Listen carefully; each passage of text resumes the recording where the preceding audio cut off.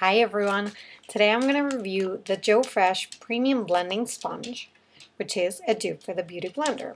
Here it is, here's mine, it's used, it's dirty too, and it's inflated. So this you can get at anywhere you can buy Joe Fresh. So I think it's Loblaws, Canadian Superstore, and I think that's it. So it's about $10. I'm assuming it would be across Canada, it would be the same price. And you get one sponge, just like this. This is what it looks like when it's inflated, when it's soaked up in water. Otherwise, it's about this big. And it works really well. I have not tried the Beauty Blender because I haven't seen it in the Sephora next to me, and I haven't made an order online. So I decided to, when I saw this one at my local grocery store, I decided to try it. So this is what it looks like. It's white. Mine is dirty with foundation. It is a little hard to clean with. I'm trying cleaning it with soap. It didn't really work. What I found it works best is face cleanser. I had an extra face cleanser that I don't really use. So I use that to clean it. And it does get a little bit off. Like you see this side is more faded than this side. So, but I wash it every time before I use it. So what I do is when the sponge is small, I just run it under warm water, like squeeze it, let it blow up, and then I put soap and just massage it in, and then rinse it out, grab a paper towel, wrap it in there, and let it dry a little bit because you don't want it soaking wet.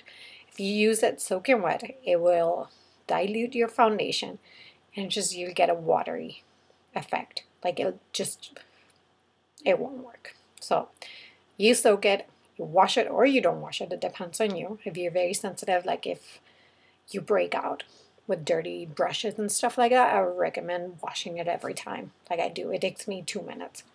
Because anyways, I have to soak it, so I just soak it with a little bit of soap. So yeah, you let it dry for a little bit. Mine is like, it's not supposed to be dry to the touch. It's going to be moist, but not wet. So I'd say, for me, I either do my hair, do my eye makeup, or something of the sort. So maybe 5 minutes I would let it dry. So after I let it dry, I just put a dab of foundation, and on my wrist, and I just like stipple it like that. Just stipple it all over my skin. I do have foundation right now. This is the finish that I really like. The finish that this gives me, especially with this foundation. I have tried many brushes with this. I use my hands, I use brushes, natural hair, synthetic hair, flat top kabukis, foundation brushes, anything of the sort. And I could not get this foundation to look natural on me. And given that I don't have oily skin, and this is a mattifying foundation, so it's for oily skin, but I still wanted to get like that natural finish, and I cannot achieve that with anything. And I found that this and this is amazing.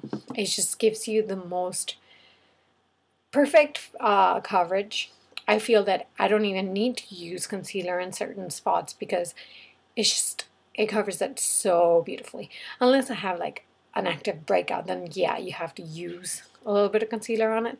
But if you have like an acne scar, or like a little scar, or a discoloration, or like a broken capillarity, anything, you don't need to use, I don't feel that you need to use concealer. So these two work wonders. A review on this foundation will come up, and my 2 favorite foundations. Keep an eye on for my foundations, and maybe I could do a foundation routine. If you'd like to see that, just comment down below and let me know.